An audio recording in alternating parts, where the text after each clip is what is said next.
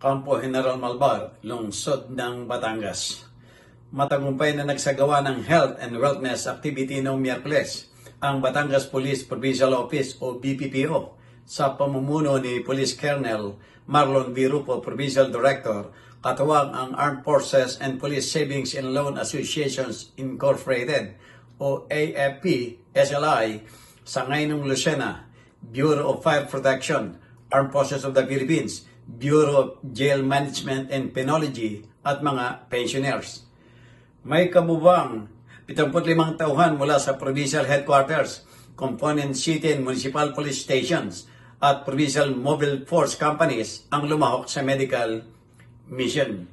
Nag-alok ang outreach program ng malawak na hanay ng mahalagang serbisyo sa pangangalagang pangkalusugan, kabilang ang pagsubaybay sa presyon ng dugo, medical at dental at pagsusuri, mga professional na konsultasyon at pamamahagi ng mga gamot. Ang inisyatibang ito ay partikular na idinisenyo upang magbigay ng na-access at tumutugon na suportang medikal sa parehong aktibong duty ng mga tauhan at mga retiradong miyembro.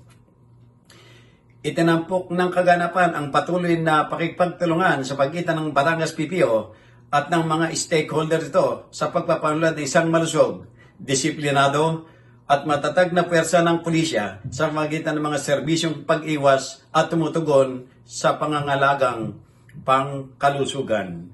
Jojo Cesar Magsumbulagulat para sa journalnews.com.ph.